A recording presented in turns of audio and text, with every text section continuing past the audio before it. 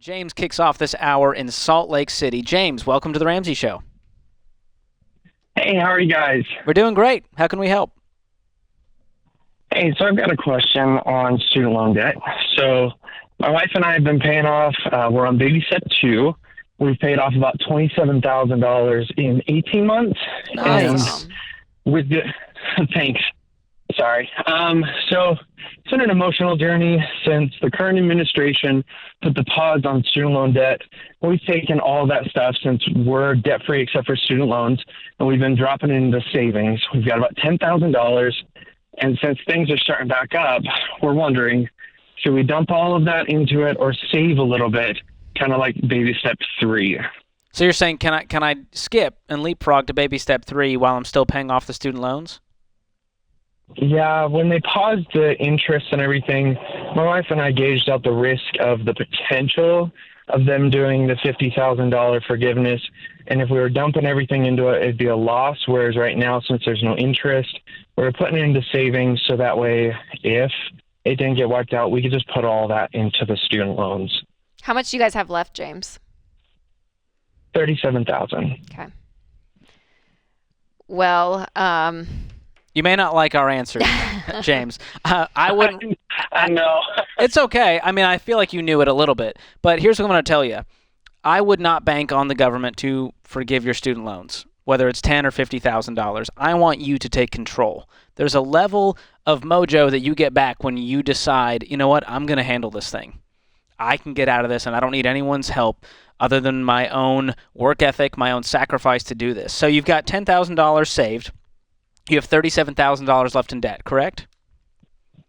Correct. Okay. So if you want to do things the Ramsey way, and I don't say that because I'm a Ramsey man, I say it because it's the proven way that people have gotten out of debt, the people that you hear on these debt-free screams. So what that means is you're going to be setting aside $1,000 of the $10,000 for your baby step 1 starter emergency fund, and that's going to leave you with $9,000 to throw at the remaining $37,000, which by my math takes you down to what, 28?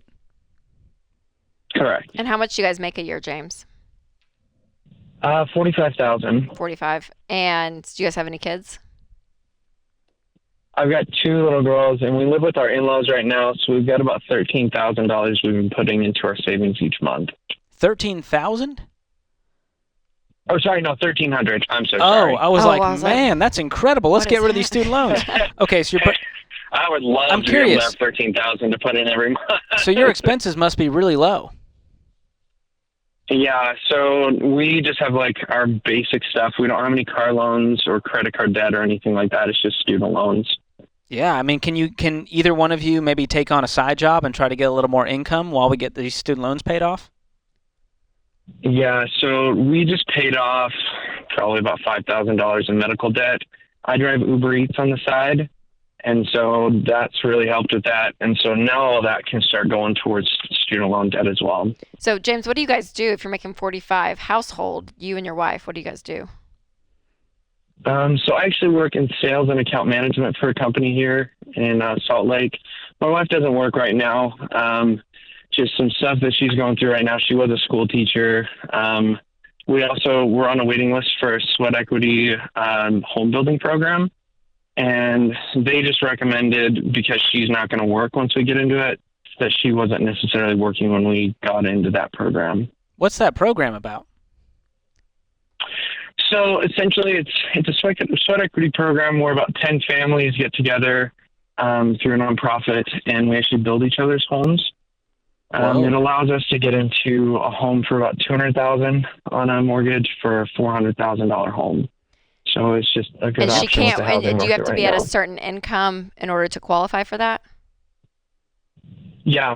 So we'd still be within the income, but they said since she won't work when she's up there, they just didn't recommend that she work when we were on the application. James, So- yeah, I don't know. I'm not liking this. I don't like the fact that you is- have to limit your income. I know. This feels odd to know. me. Yeah, I know, but James, you can get you can get an incredible mortgage or incredible house. It doesn't have to be a $400,000 house.